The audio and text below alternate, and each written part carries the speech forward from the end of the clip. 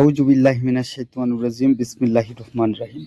আজকে আলোচনা করব আধ্যাত্মিক ও অলৌকিক মরিয়ম ফুল সম্পর্কে। তো এই মরিয়ম ফুল সম্পর্কে ইনশাআল্লাহ আপনারা মোটামুটি সবাই কিছু না হয় কিছু জেনে থাকেন বা জানার কথা। তো ইনশাআল্লাহ আজকে আমি বিস্তারিত এই মরিয়ম ফুল নিয়ে আলোচনা করার চেষ্টা করব।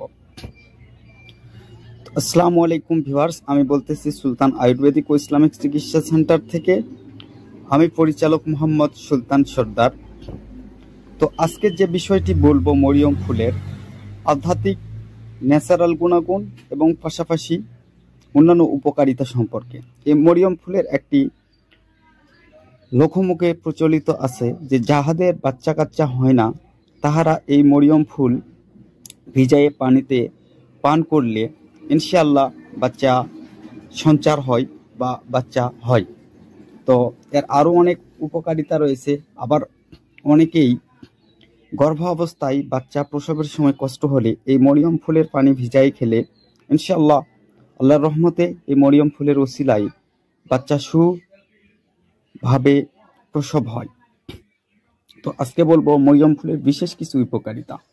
এই মরিয়ম ফুলে রয়েছে অ্যান্টিঅক্সিডেন্ট, ফ্লাভোনয়েড, ফলিক যৌগ। এগুলো শরীরকে রিডেডিক্যাল কমাতে সাহায্য করে।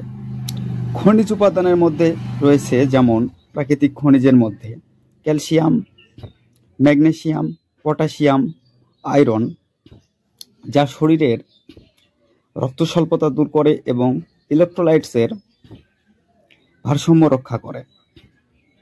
ভেষজ সক্রিয় উপাদানের মধ্যে রয়েছে ট্যানিন, হালকা সংক্রমণ প্রতিরোধে ভূমিকা রাখে, এবং রয়েছে টেরফেনয়েন, প্রদাহ কমাতে সহায়ক। তো বাড়িতে এছাড়াও এর অনেক উপকারিতা রয়েছে, ইনশাআল্লাহ আপনাদেরকে আমি বিস্তারিত বলার চেষ্টা করব। এটি একটি আধ্যাত্মিক এবং অলৌকিক ফুল হিসাবে পরিচিত।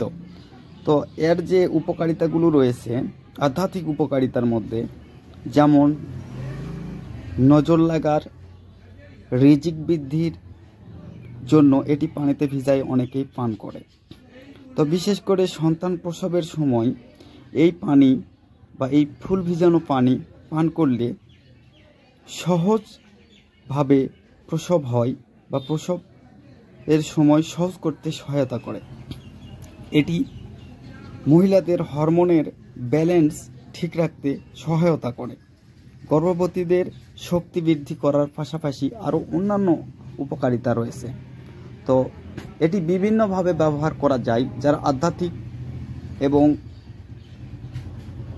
তদ্বির জগতের কাজ করেন ইনশাআল্লাহ তারা এ বিষয়ে বিস্তারিত জানেন।